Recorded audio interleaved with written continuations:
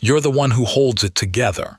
You know this about yourself the way you know your own name. It's not a skill you learned, it's a role you absorbed. Somewhere, probably earlier than you remember, you became the person who doesn't break, the person who handles it, the person who stays calm when others panic, who finds the solution when others freeze, who carries the weight because if you don't carry it, nobody will. And it falls, and people get hurt. And you can't let people get hurt, so you carry it. You carry the financial stress without complaining about it. You carry the emotional labor of relationships where you're the one who checks in, who remembers, who notices, who holds space for other people's feelings while your own sit in a room you haven't entered in years. You carry the family responsibilities that landed on your shoulders not because you volunteered, but because you were capable, and capability in a family full of need is a life sentence disguised as a compliment. You carry the work, the extra hours, the tasks that weren't yours but became yours because you're reliable, and reliability is a trap that the reliable walk into with their eyes open and never find the exit. And you're tired, not the kind of tired that sleep fixes. You've tried sleep. You've tried the weekend. You've tried the vacation that was supposed to reset everything, and you came back and nothing was reset because the exhaustion isn't in your body. It's in the architecture of your life. It's in the role itself. The role of the strong one, the dependable one, the one who never falls apart. You're tired in the place where your ability to keep going lives, and that place is running on fumes. But you can't stop. You've thought about it, late at night, in the shower, in the car on the way to the thing you don't have energy for but will attend and perform and deliver because that's what you do. You've thought about what it would feel like to set it all down, to say I can't, to let the balls drop, to not be the strong one for a day, a week, a lifetime. But the thought lasts 3 seconds before the counterthought arrives. Who will handle it if you don't? What will fall apart if you fall apart?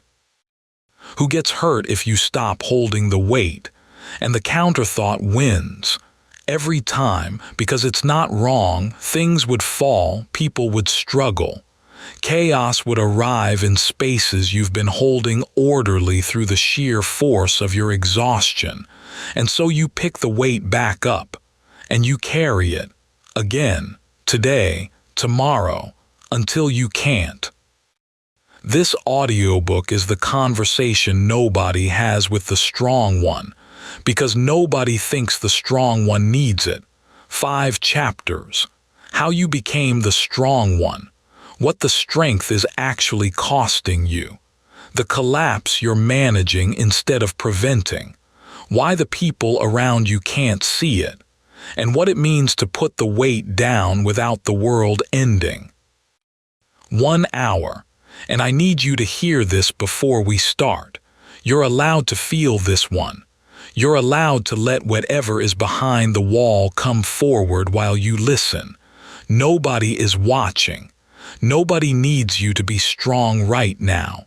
For the next hour, you can just be the person behind the role. That person deserves this.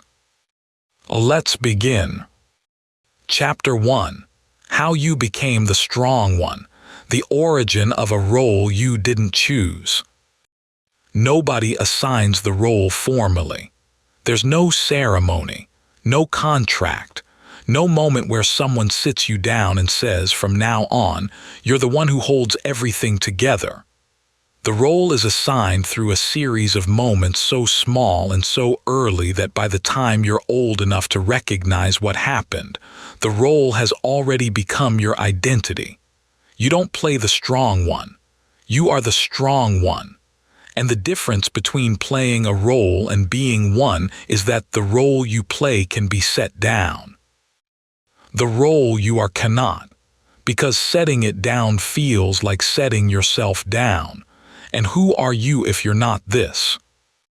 The assignment usually begins in childhood. A family system under stress, and all family systems are under some form of stress, needs someone to absorb the overflow. The parent who is overwhelmed needs a child who requires less attention.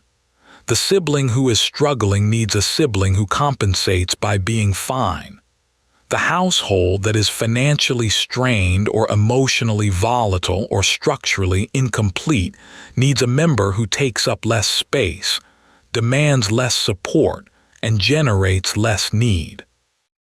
That member is the child who demonstrates early competence, early emotional regulation, early ability to manage their own experience without requiring adult intervention. The child who figures things out, who handles disappointment without crumbling, who reads the room and adjusts their behavior to reduce the ambient stress rather than adding to it. This is crucial. The child doesn't choose the role. The family system selects them for it. The selection is based on the child's apparent capacity, the family's need, and the invisible negotiation that happens in every family where limited emotional resources are distributed unevenly among members with uneven needs. The child who becomes the strong one was likely the child who could tolerate the role, not the child who wanted it, not the child who thrived in it. The child whose distress was less visible, less disruptive, less demanding than the distress of other family members, and the tolerance was rewarded, not with celebration, with absence. The absence of concern, the absence of attention, the absence of the question, "How are you doing?" because the strong child was clearly doing fine, and the absence of the question became the role's reinforcement. Nobody asks because you seem fine. You seem fine because nobody asks. The loop closes in childhood and runs for decades. The competence trap. As you grew, the role deepened. School rewarded the competent child with good grades, teacher approval, and the identity of the responsible student. Work rewarded the competent adult with promotions, increased responsibility, and the identity of the reliable employee. Relationships rewarded the competent partner with the role of the stable one, the rock, the person everyone leans on because they can clearly handle it. Each reward confirmed the role. Each confirmation made the role harder to question. Each unquestioned year of performance added another layer to the identity, until the role and the self became so intertwined that the idea of not being the strong one produced genuine existential panic. Not fear, panic. Because underneath the role, after decades of performing it, there is a self that hasn't been accessed, hasn't been developed, hasn't been allowed to need or struggle or fall apart, and that undeveloped self feels like a void. Like nothing would be there if you peeled back the strength. Like the strength isn't a layer, it's the whole thing. Most people miss this about why the strong one can't just take a break or ask for help, the way well-meaning advice suggests. The role isn't a behavior, it's an identity. Asking the strong one to stop being strong is like asking a writer to stop being a writer or a parent to stop being a parent. The role is fused with the self, and the fusion happened so early and was reinforced so thoroughly that the strong one genuinely cannot locate the version of themselves that exists without the role. They don't know who that person is. They don't know what that person feels. They don't know what that person needs. Because that person was put into storage before they were fully formed, and the storage was sealed, and the seal has been holding for 10 or 20 or 30 years, and the idea of breaking the seal is as terrifying as the exhaustion that is making the seal necessary to break. Chapter 2. What the strength is actually costing you, the invoice nobody sees. The strength has an invoice. The invoice arrives in your body, your relationships, your emotional capacity, and your sense of self. The invoice is not presented clearly because the strong one has been trained to dismiss invoices that involve their own needs. But the invoice is accruing. The balance is growing. And the longer it goes unpaid, the larger the eventual reckoning. The body's invoice. Chronic strength produces chronic tension. This is not a metaphor. The shoulders that carry the weight are literally carrying it. The muscles of the upper back and neck exist in a state of permanent low-grade contraction because the body mirrors the psychological state of holding. The jaw that clenches during the day and grinds during sleep is holding the words you didn't say, the frustration you didn't express, the boundaries you didn't set, the scream that lives in your throat and has been living there so long that it's become part of your anatomy. You don't notice the clench anymore. It's your resting state. Other people's jaws relax. Yours holds. The digestive system that processes the stress you don't acknowledge disrupts in ways that doctors can identify but can't fully resolve because the cause isn't purely biological. It's the gut responding to the emotional reality the conscious mind refuses to admit. The immune system that operates under the constant low-grade stress of being the person who can't afford to be sick weakens in ways that manifest with cruel precision. The cold that comes the moment you finally rest. The vacation flu that arrives on day 2 of the trip you spent months needing. The weekend headache that descends the moment the performance relaxes. The illness that appears precisely when the strength pauses for breath, as if the body has been waiting for any sign that the performance might be loosening its grip, and interprets even the smallest pause as permission to finally show you what it's been carrying. This is crucial. The body's invoice is not metaphorical. It's medical, chronic stress from sustained emotion. Labor, from the constant vigilance required to maintain the strong role, from the decades of suppressing authentic emotional states in favor of the regulated, reliable, held-together presentation that the world expects and rewards, produces measurable physiological consequences. Elevated cortisol that doesn't cycle down properly because the stressor never actually resolves. Chronic low-grade inflammation that research increasingly links to cardiovascular disease, autoimmune disorders, and accelerated aging. Disrupted sleep architecture that prevents deep restorative stages even when total sleep duration seems adequate, leaving you exhausted despite 8 hours in bed. The strong one who reports that they sleep 8 hours but wake up feeling like they haven't slept isn't imagining the exhaustion. Their nervous system isn't resting during sleep because their nervous system has been operating in a low-grade fight-or-flight state for so long that it has literally forgotten the pathway to full stand-down. The system that is supposed to toggle between activation and recovery has been stuck in activation for years.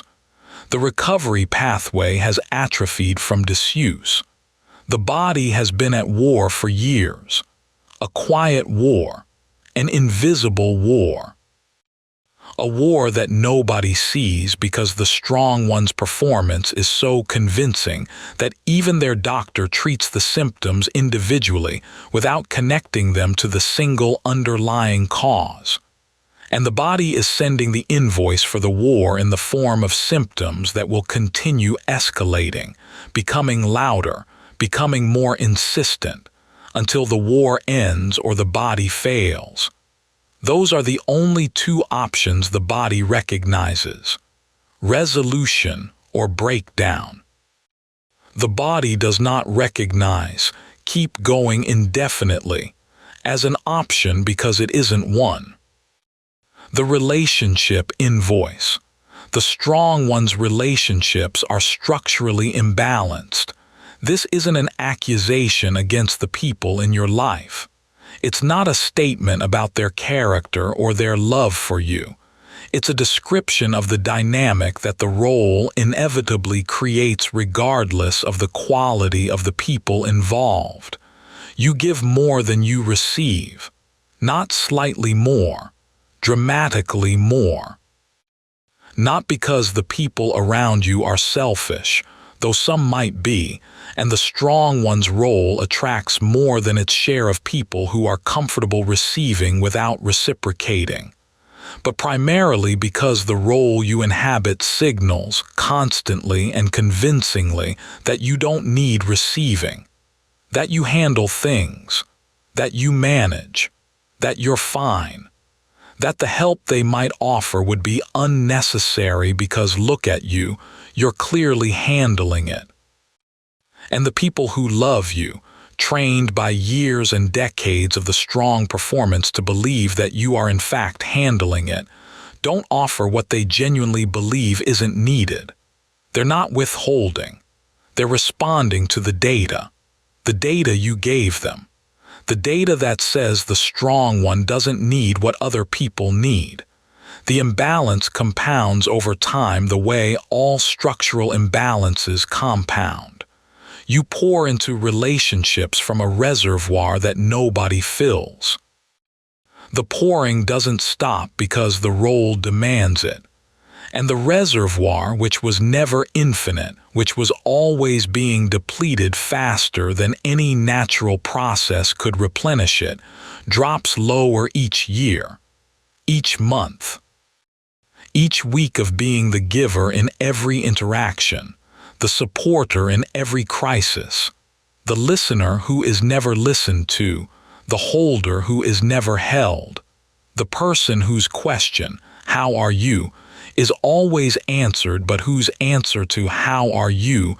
is always "Fine," because that's what the role requires and the other person accepts "fine," because the role has trained them to.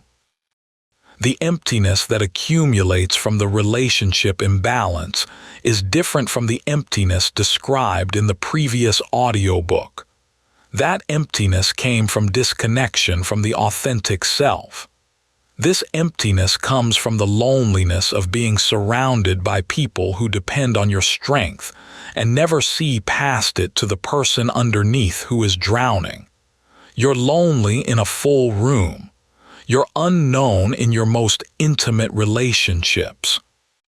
You're invisible behind the very role that makes you so visible to everyone who needs you. Most people miss this about why the strong one's loneliness is so specifically devastating. The strong one cannot simply open up to resolve the loneliness. They've tried, or they've thought about trying, and the thought alone produced so much vulnerability that they retreated. Because opening up requires revealing the exhaustion. Revealing the exhaustion means revealing that the strength has limits. Revealing that the strength has limits means changing the fundamental dynamic of every relationship built on the assumption that the strength is unlimited. The strong one fears, often correctly, that revealing their struggle will produce one of two responses. Either the other person will be so alarmed by the strong one's vulnerability that they'll try to Roman 9 it immediately, which puts the strong one back in the caretaking role, because now they have to manage the other person's anxiety about their struggle. or the other person will feel betrayed, confused, destabilized by the revelation that the person they've been depending on is not actually indestructible. Either response confirms the strong one's belief that their vulnerability is a burden rather than a bridge.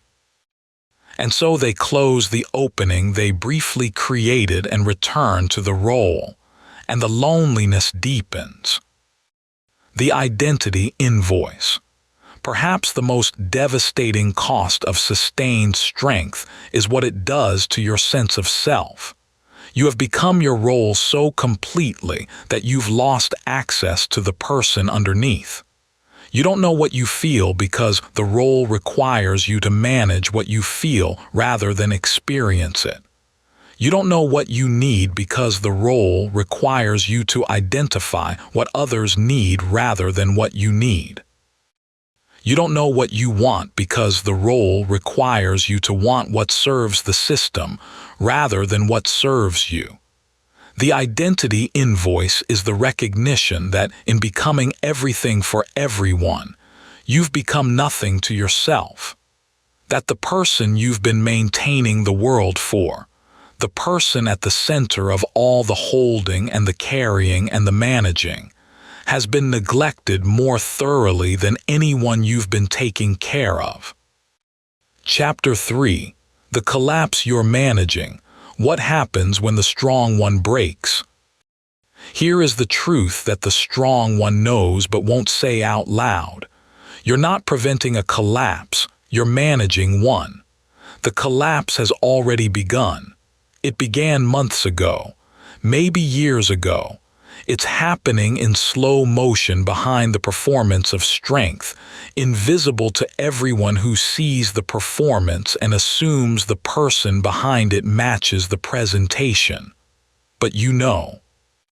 You know because the signs are already present and have been present for a while, and you've been categorizing them as temporary stress, as a rough patch, as something that will pass when things calm down, while knowing in the part of you that knows things before your mind admits them that things are not going to calm down.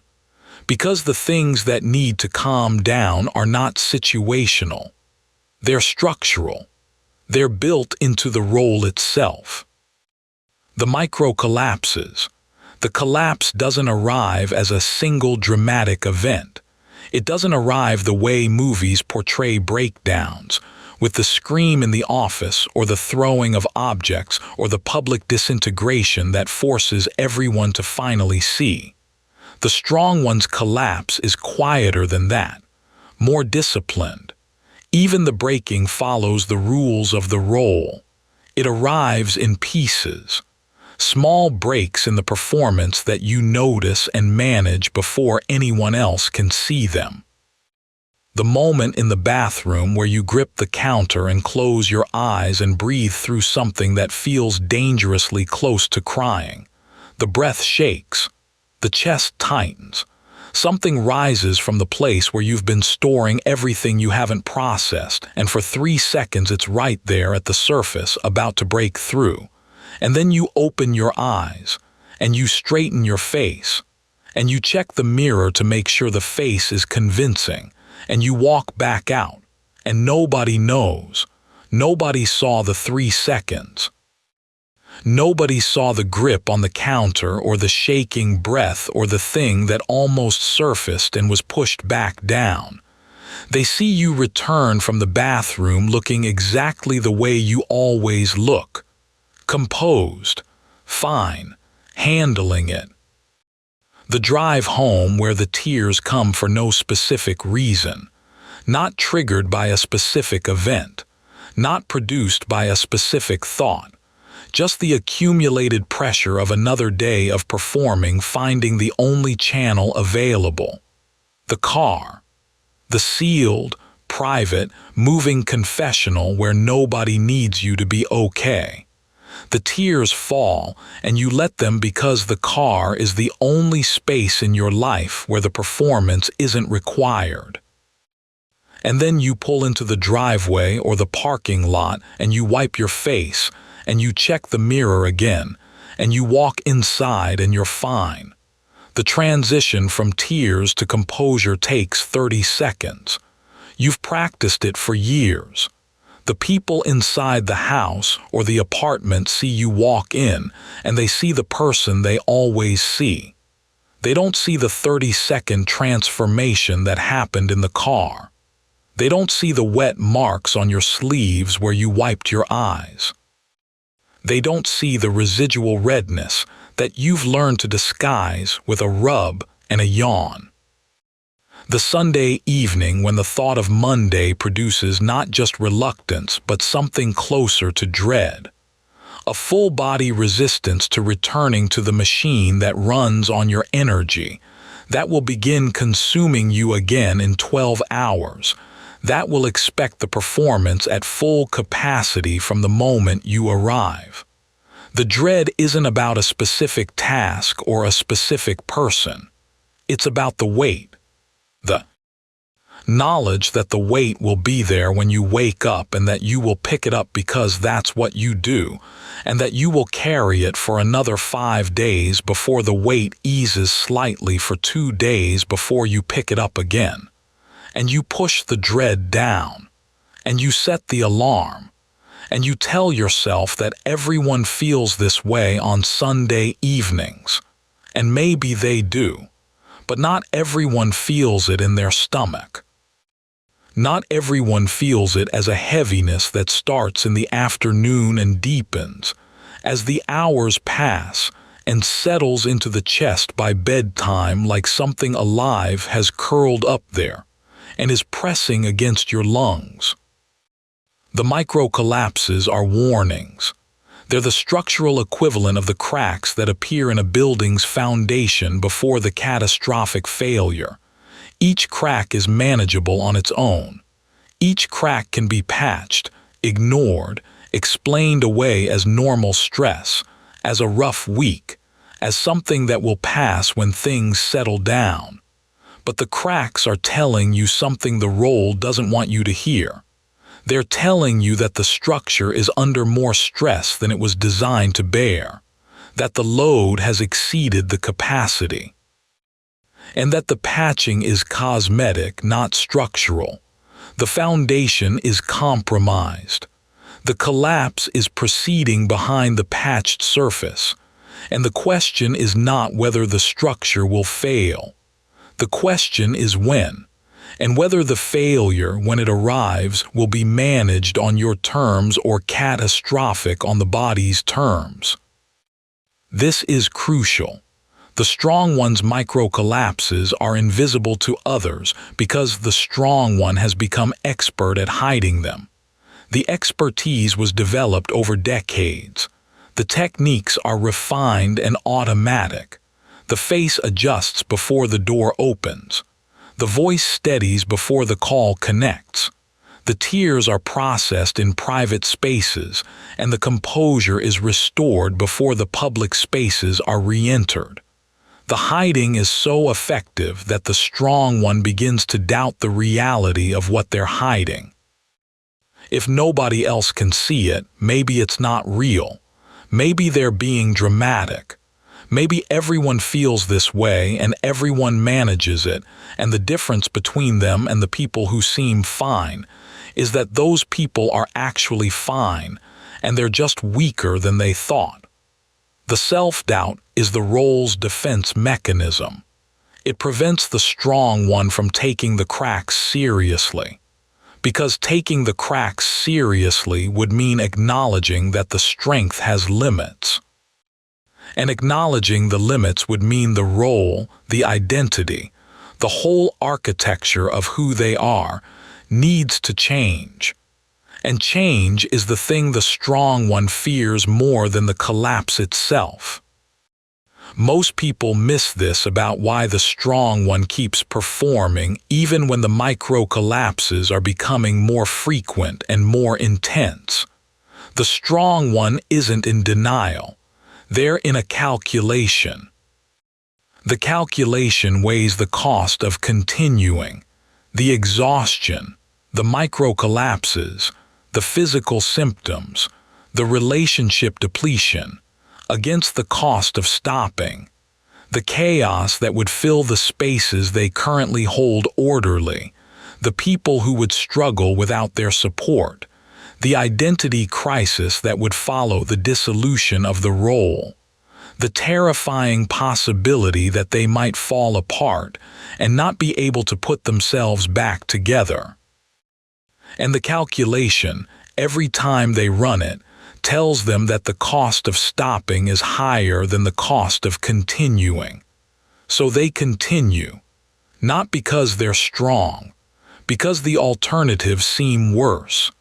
And the absence of any alternative that feels survivable is what keeps the strong one locked in a role that is slowly, methodically, comprehensively destroying them. Chapter 4. Why Nobody Sees It. The invisibility of the strong one's pain. You've been performing competence and composure so effectively for so long that the performance has become the only version of you that the people in your life know. They don't see the exhaustion because you've been hiding the exhaustion since before they met you. They don't check on you because you've never given them evidence that checking is necessary. They don't offer help because you've never modeled needing help. You are the person who helps. That's the role they know. And the role, maintained without visible cracks for years, has created an expectation so deeply embedded in the relationship that breaking the expectation would require not just your willingness to be vulnerable, but their willingness to reorganize their entire understanding of who you are. The assumption of invulnerability. The people around you have made an assumption based on the evidence you've provided. The evidence says you're fine. The evidence says you handle everything. The evidence says you don't need what other people need because you've never displayed needing it. The assumption isn't malicious. It's logical. They're reading the data you've given them and drawing the reasonable conclusion. If someone always seems fine, the reasonable conclusion is that they are fine. The unreasonable conclusion, the one that requires looking past years of consistent evidence, is that the person who always seems fine is performing the finest performance of fine ever staged, and is slowly collapsing behind the curtain. This is crucial. The invisibility of the strong one's pain is not caused by the indifference of the people around them. It's caused by the quality of the performance. You've been too good at this, too convincing, too consistent. The people who love you aren't ignoring your pain. They can't see your pain because you've made it invisible. The skills you develop to survive the role, the emotion regulation, the composure maintenance, the need suppression, the face before the door opens adjustment, are the same skills that prevent the people who would help you from knowing that help is needed. Your coping mechanism is also your isolation mechanism. The same wall that holds you together is the wall that keeps everyone out. The helper's paradox. There is a specific paradox that the strong one lives inside every day, and the paradox is what makes the loneliness so resistant to the obvious solutions. The paradox is this: the people most willing to support you, the people who would drop everything to help if they knew you needed it, are the people who care about you most. And the people who care about you most are the people whose entire relationship with you has been built on the dynamic where you are the strong one. They fell in love with the strong one. They befriended the strong one. They hired and promoted the strong one. Their understanding of who you are, their trust in you, their sense of stability in the relationship, All of it rests on the foundation of your apparent strength. Revealing your struggle to those people threatens the foundation, not because the people are fragile, because the relationship was built on a specific architecture, an architecture where you are the pillar. And revealing that the pillar is cracking doesn't just change how they see you, it changes their sense of their own safety. If you're not okay, what else isn't okay? If the strong one has limits, what does that mean for the world that was organized around the assumption that those limits didn't exist? The revelation doesn't just challenge your identity, it challenges theirs. Because their identity includes the person whose strong one can handle anything. And the loss of that certainty, even if it's replaced by something more authentic and ultimately healthier, involves a grief and a reorganization that neither of you may be prepared for. This means the people who would most want to help are the people to whom revealing the need for help feels most dangerous. You could tell the acquaintance, the coworker you don't particularly care about impressing, the stranger in the waiting room, the therapist who has no prior investment in your strength and therefore no relationship to destabilize, someone with no stake in the version of you that's been performing. But the people closest to you, the partner whose life is interwoven with yours, the parent whose peace of mind depends on your apparent stability, the friend whose own struggles you've been supporting for years, the ones whose arms you'd actually want to fall into, are the ones who might not recognize you without the armor. And the fear of being unrecognizable to the people who matter most, of seeing confusion or alarm or disappointment in the eyes of someone who has only ever seen your strength, is what keeps the armor on. Night after night, year after year, the armor stays because the alternative, being seen without it, feels like a risk the strong one can't calculate. And the strong one who calculates everything doesn't move forward without a calculation. The cultural reinforcement. Beyond the personal dynamics, beyond the relationship architecture, the culture itself reinforces the strong one's silence with a consistency that makes the silence feel like virtue rather than imprisonment. The cultural narrative around strength is almost entirely positive. Strength is admired across every context. Resilience is celebrated in every genre. The person who pushes through hardship, who endures without complaint, who carries without breaking, who suffers without showing, is held up as a model in films, in literature, in family stories, in workplace culture, in the quiet hierarchy of admiration that operates in every social group. That person is respected.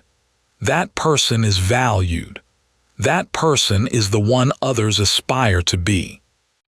The person who struggles, who asks for help, who admits they can't handle the load, who breaks down visibly is offered sympathy. Sometimes genuine sympathy. Sometimes compassionate support, but not admiration, never admiration. The cultural message is clear even when it's never spoken aloud. Strength is virtuous. Vulnerability is human but not aspirate. Ional. Nobody puts the person who fell apart on a poster. Nobody tells their children when you grow up, I hope you learn to ask for help the way this person did. The culture admires the holding. It sympathizes with the breaking. And sympathy, though kinder than judgment, is still a demotion from the position the strong one currently occupies. And the strong one, who has built their entire identity around occupying the position the culture admires, faces a double bind that has no clean resolution. Revealing their struggle means not just changing their role in their personal relationships. It means moving from a culturally admired position to a culturally sympathized position. From the person people want to be to the person people feel sorry for. From respected to supported. From strong to struggling. And that transition, that descent from admired to pitied in a culture that treats the two categories as fundamentally different kinds of people, feels like a fall the strong one is not convinced they would survive. Not physically, socially, psychologically, in the internal architecture of self-worth that has been built entirely on the foundation of being the one who holds. Most people miss this about why the strong one's silence persists even in relationships where vulnerability is explicitly welcomed. Even in the relationship where the partner says, "You can tell me anything." Even in the friendship where the friend says, "I'm always here for you." Even in the family where love is genuine and unconditional. The strong one hears these invitations and recognizes them as sincere and still cannot accept them. Not because they don't trust the other person. Because they don't trust what will happen to themselves if they let go. The strong one has been holding the wall for so long that they genuinely believe that if they release their grip, they won't just set the weight down. They'll disintegrate. The wall isn't just holding the chaos out, it's holding them together. And the fear that they will shatter if they stop holding, that the breaking will be total and irreversible, is the fear that keeps the wall in place long past the point where the wall itself has become the primary source of damage. Chapter 5. Putting the weight down. What it actually looks like. This chapter is the permission slip, not permission from me. I don't have the authority to give you permission. The permission from the part of you that knows the weight needs to be set down, but has been overruled by the part of you that believes setting it down will destroy everything. Both parts are real. Both parts have evidence for their position. The part that says set it down is responding to the invoice, the micro-collapses, the body's deterioration, the relationship depletion, the slow-motion collapse that is already underway.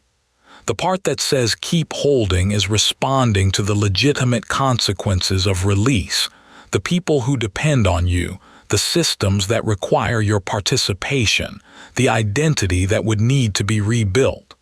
Both parts are telling the truth. The question isn't which part is right. The question is which truth you can survive. You cannot survive the trajectory you're on. That's the truth the micro-collapses are telling you. The current rate of depletion, maintained at the current pace, produces an outcome you don't want. The outcome might be physical. The breakdown that forces the rest your body has been requesting for years. The outcome might be emotional. The collapse that arrives without warning because the warning signs were managed instead of heeded. The outcome might be relational.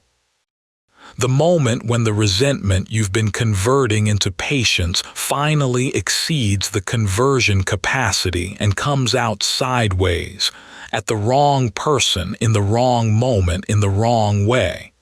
The trajectory is unsustainable. You know this. You've known it for a while. The practice of putting weight down. Putting the weight down is not a single dramatic act. It's not the movie moment where you slam your resignation on the desk and walk into the sunset. It's a practice. A series of small, deliberate, terrifying acts of release that gradually shift the load from unsustainable to manageable. Each act is small. Each act feels enormous because each one contradicts the role that has been your identity for decades. And each act survived without the catastrophe the role predicted, provides evidence that the weight can be set down without the world ending. The first weight. Say no to one thing you would normally say yes to. One thing, not the biggest thing, not the most important thing, a small thing, the favor that would take an hour you don't have. The commitment that was added to your calendar because someone needed something and you were available, and availability is how the strong one's calendar fills with other people's priorities until there's no space left for their own breathing. Say no. Say it simply. I can't. This time. Don't explain, don't justify, don't offer an alternative that costs you the same energy, just know, and then sit with the discomfort that follows. The discomfort is the role's alarm system activating. The alarm says someone will be disappointed, someone will think less of you, something will go undone. The alarm is probably right about some of these things. Let it be right. The disappointment of others is survivable. The collapse of you is not. This is crucial. The first no is the hardest, not because of what it costs others, but because of what it reveals about yourself. The no reveals that you have limits, that the strength is finite, that you are a person with needs rather than a function that serves the needs of others. The revelation, which sounds obvious stated plainly, is genuinely destabilizing for someone whose entire identity has been built on the performance of limitless capacity. Saying no is not just declining a request. It's revising the fundamental operating assumption of every relationship you're in. The assumption that you are available, capable, and willing to carry whatever is handed to you. Revising that assumption, one no at a time, is the process of becoming a person rather than remaining a function. The second weight. Let something be imperfect. This sounds simple, and it is the hardest practice for the strong one because the strong one's standard of execution is part of the armor. The perfect house. The flawless project. The birthday party that runs like a production because you spent 3 weeks planning it and 14 hours executing it, and the exhaustion was the price. And the price was acceptable because the result was perfect, and perfection is what the strong one delivers. That's the deal. Let one thing be less than perfect. Let the house be less clean than the role requires. Not filthy, just less clean. Let the dishes sit in the sink overnight. Let the laundry stay folded in the basket instead of being put away immediately. Let the project be good enough instead of flawless. Let the birthday party be simpler than the strong one would normally produce. Let one ball drop, just one, and then observe what happens. The role predicts catastrophe. The role says if you lower the standard, even slightly, even once, the whole system unravels. The slippery slope. The dominoes falling. One imperfection leading to another until everything you've built collapses into the chaos you've been holding at bay. Observe whether the prediction is accurate. In the vast majority of cases, the observation reveals something the role desperately doesn't want you to know. Almost nobody notices. The house with dishes in the sink is still a house. The project at 90% is still a project that most people would consider excellent. The simpler birthday party is still a birthday party, and the children are still happy, and the photos still look warm, and the memory still gets made. The world absorbs your imperfection the way it absorbs everyone else's imperfection. Effortlessly, without comment, without consequence, without the catastrophe the role predicted.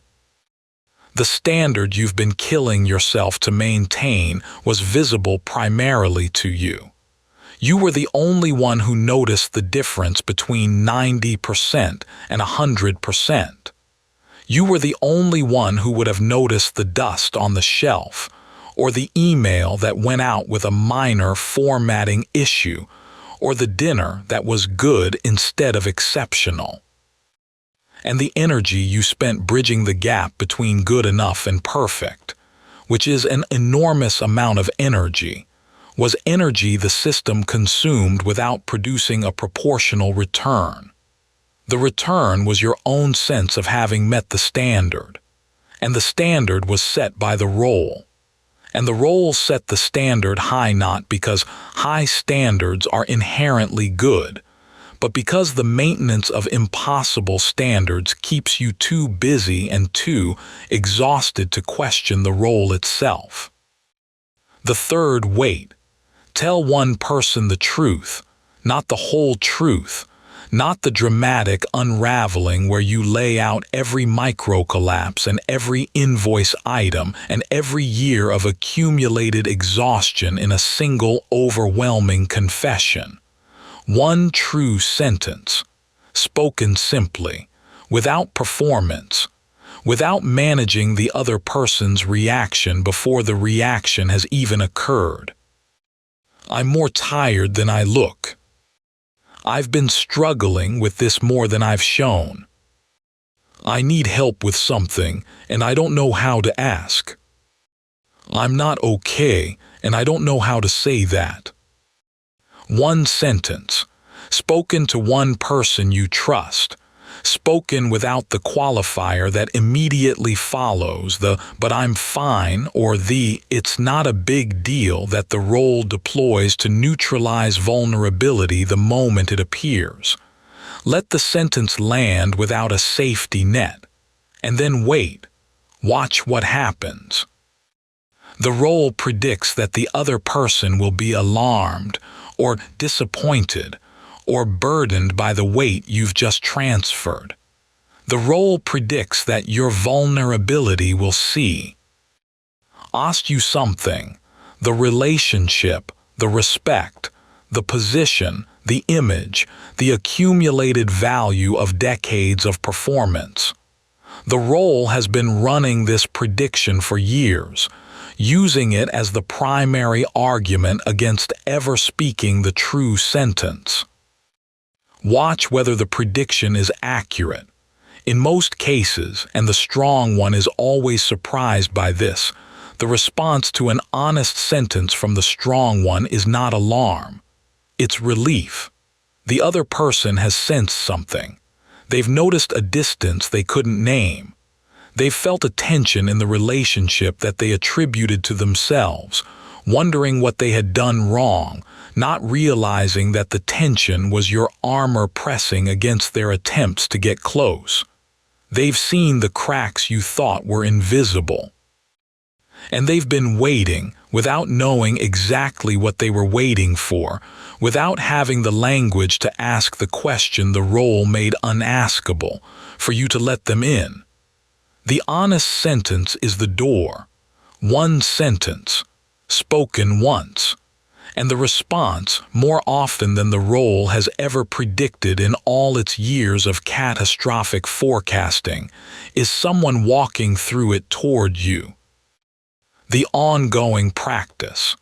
Putting the weight down is not a single event.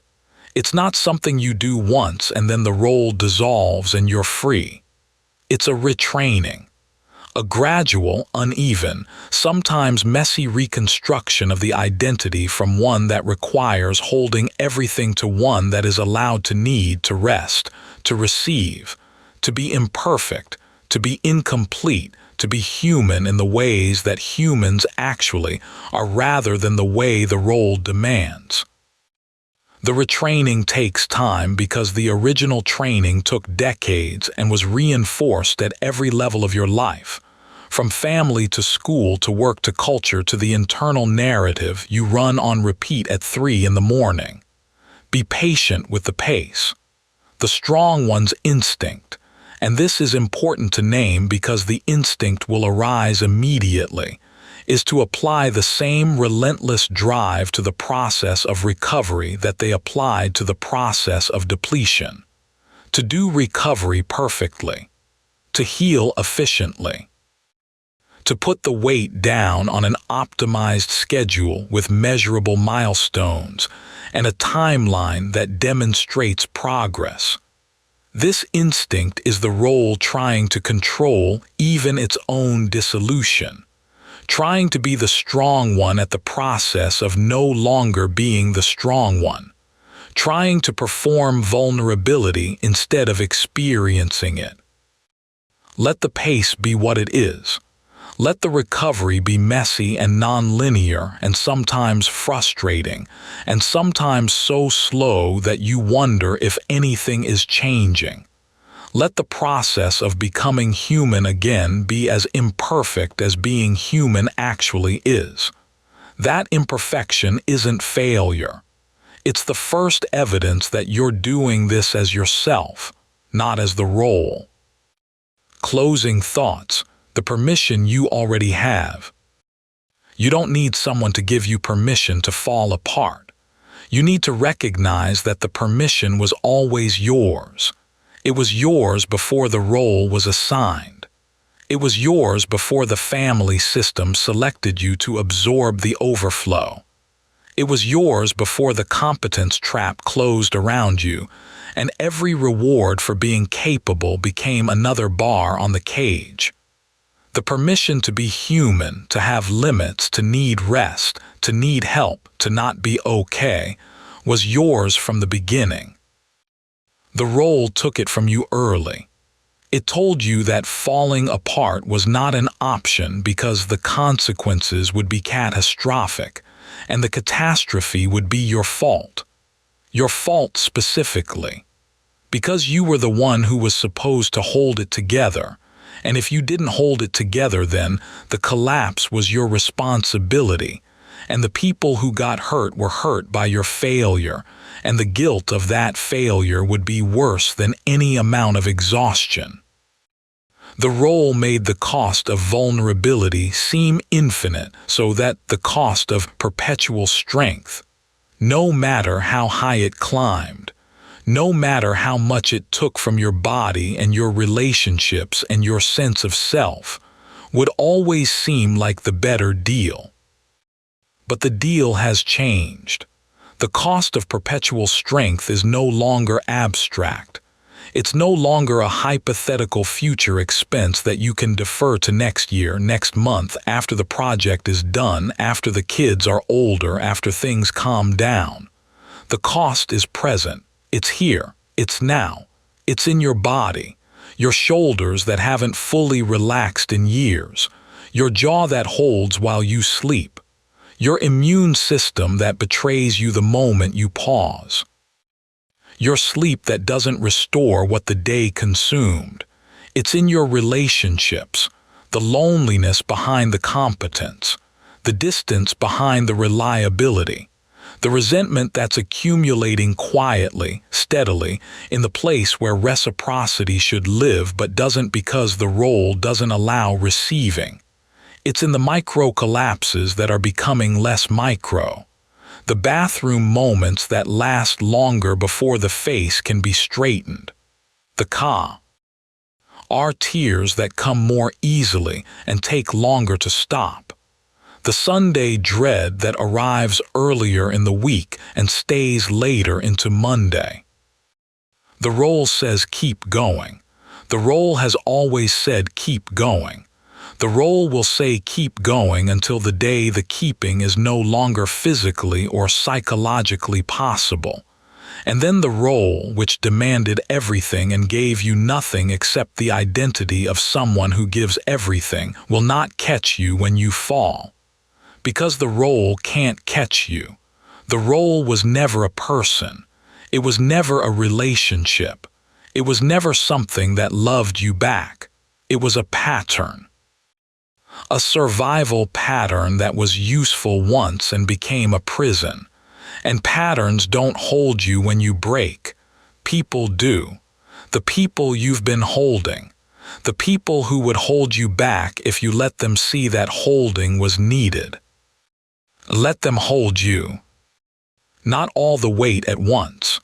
Not in a dramatic collapse that terrifies everyone, including yourself. In the small ways this chapter described. The no that creates a boundary where the role left none. The imperfection that proves the standard was visible only to you. The honest sentence that opens the door you've been standing behind for decades, pressing your hand against the wood, almost knocking, almost speaking, almost letting someone see you. You've been strong for too long, not because strength is bad. Strength served you. It got you here. It protected people you love. It held things together that needed holding. But strength without rest is destruction. Strength without receiving is depletion. Strength without vulnerability is armor that protects you from the very things you need to survive. Connection, reciprocity, the experience of being known, the experience of being held by someone who sees you without the role and doesn't leave. You are allowed to be tired. You are allowed to need. You are allowed to not know how to do this. You are allowed to fall apart here now, in whatever way the falling needs to happen. The people who love you don't love the role. They love the person inside it. And that person, the one you've been protecting by performing, the one who is exhausted and lonely and afraid of what happens when the armor comes off, that person is the one worth saving. You've been saving everyone else. Now save yourself. Not by being strong about it, by being honest about it. That's the permission, that's the slip, and it was yours all along.